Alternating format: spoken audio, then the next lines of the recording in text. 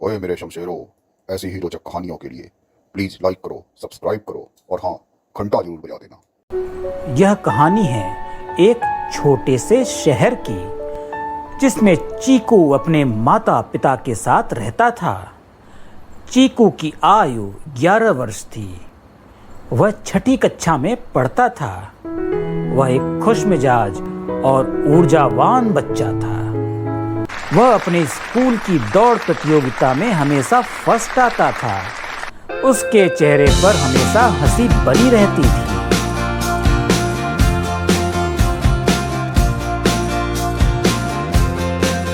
चीकू school की छुट्टी के बाद बाहर दुकान पर पिज्जा, पेस्ट्री, बर्गर ये सब चीजें देखता रहता था। ये चीजें देखकर उसकी आंखें बड़ी हो जाती थीं और उसके मुंह में पानी भर आता था। उसने धीरे धीरे घर का पौष्टिक खाना कम कर दिया। उसे बाहर का खाना अच्छा लगने लगा। एक समय ऐसा आया कि चीकू को नमकीन, चिप्स, बर्गर, पेस्ट्री, पिज्जा ये सब चीजें ही अच्छी लगने लगीं। अब घर का खाना उसे बिल्कुल अच्छा नहीं लगता था। उसके माता पिता उसे बहुत समझाते थे। बेटा, घर का खाना ही पौष्टिक और स्वादिष्ट होता है, तुम्हारे ये बर्गर, पिज्जा नहीं। लेकिन चीकू कहता, मम्मी मुझे तो ये सब चीजें ही स्वादिष्ट लगती हैं। इन्हें खाने में भी बड़ा मजा आता है।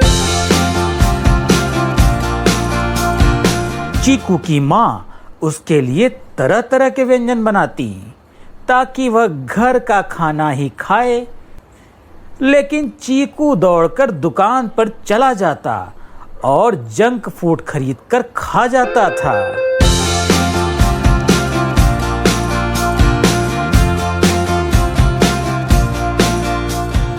एक बार रात को चीकू अपने मम्मी पापा के साथ खाना खाने के लिए बैठा। सबने खाना शुरू किया, लेकिन चीकू ने अपनी प्लेट आगे की तरफ सरका दी। उसके माता पिता ने पूछा, क्यों बेटा, क्या हुआ? तुम खाना क्यों नहीं खा रहे? चीकू ने कहा, मुझे नहीं खाना ये बेकार सा खाना। मुझे तो पिज्जा चाहिए, मुझे पिज्जा खाना है। माँ ने बड़े प्यार से कहा, बेटा देखो, मैंने तुम्हारी मनपसंद का देसी घी वाला आलू का पराठा बनाया है। ये पिज्जा से बहुत ज्यादा स्वादिष्ट है। पर चीकू अपनी जिद पर अड़ा रहा। नहीं नहीं नहीं मम्मी, मुझे तो पिज्जा ही खाना है।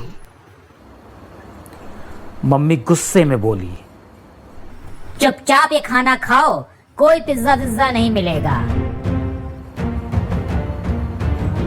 चीकू बहुत बदमाश हो गया था। चीकू ने एक दो टुकड़े खाने के बाद सबकी नजरों से बचते हुए अपना सारा खाना मेज के नीचे फेंक दिया। सुबह जब चीकू स्कूल के लिए निकला तो माँ ने उसे दूध पीने को दिया, लेकिन चीकू ने कोल्ड ड्रिंक पीने की जिद की। माँ ने फिर उसे समझाते हुए कहा, बेटा, ये सब चीजें हमारे स्वास्थ्य के लिए अच्छी नहीं होती। इतना कहकर माँ किचन में चली गई, लेकिन चीकू ने सारा दूध चुपके से एक फूलदान में उड़ेल दिया और स्कूल चला गया। चीकू की माँ ने जब घर की सफाई की तो उन्हें सफाई करते हुए वो पराठा मिला जो चीकू ने मेज के नीचे फेंक दिया था। माँ ने चीकू के पिता को सारी बात बताई। चीकू ने रात का सारा खाना मेज के नीचे डाल दिया था और आज भी दूध फेंक कर चला गया।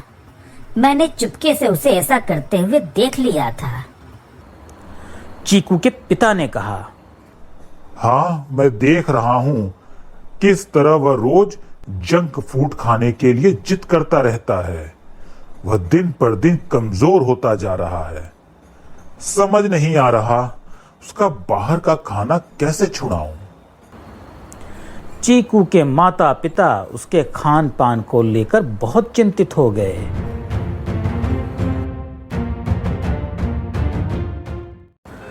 कुछ दिनों बाद चीकू के स्कूल में स्पोर्ट्स डे की घोषणा हुई।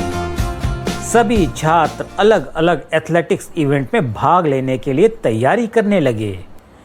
चीकू भी इसमें हिस्सा लेने के लिए उत्सुक था, क्योंकि वह अपने स्कूल के रिले रेस में जीतने के लिए जाना जाता था।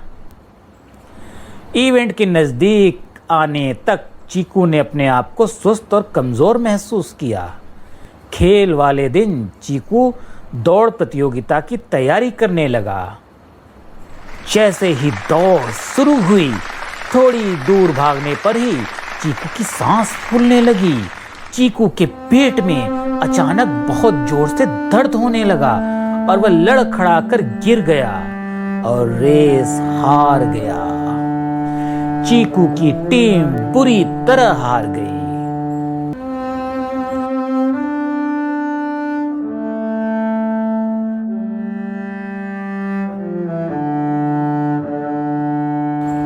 चीकू के मम्मी पापा उसे घर ले आए। उन्होंने चीकू को समझाया, चीकू, ये सब तुम्हारे burger, pizza, cold drink, chips खाने के कारण हुआ है। इन्हीं सब चीजों को खाने से तुम अस्वस्थ हो गए हो और स्कूल में तुम अपनी गति और चुस्ती के लिए जाने जाते थे। रेस में हमेशा जीतते थे, क्योंकि तब तुम घर का पौष्टिक खाना ही खाते थे। लेकिन आज तुम ये जंक फूड खाने की वजह से कमजोर हो गए और रेस हार गए। चीकू को भी एहसास हुआ कि कैसे उसने अपना स्वास्थ्य बाहर का खाना खा खाकर खराब कर लिया है। चीकू ने अपने माता पिता से कहा, आज मेरे कारण मेरी टीम हार गई। अब मैं कभी बाहर का खाना नहीं खाऊंगा, सिर्फ घर का ही स्वादिष्ट और पौष्टिक खाना खाऊंगा और पहले की तरह स्वस्थ और ताकतवर बनूंगा। उसकी ये सब बातें सुनकर मम्मी पापा बहुत खुश हो गए। बच्चों, इस कहानी से हमें शिक्षा मिलती है कि हमें हमेशा अपने घर का बना हुआ पौष्टिक और स्वादिष्ट खाना ही खाना चाहिए, बाहर का जंक फूड नहीं।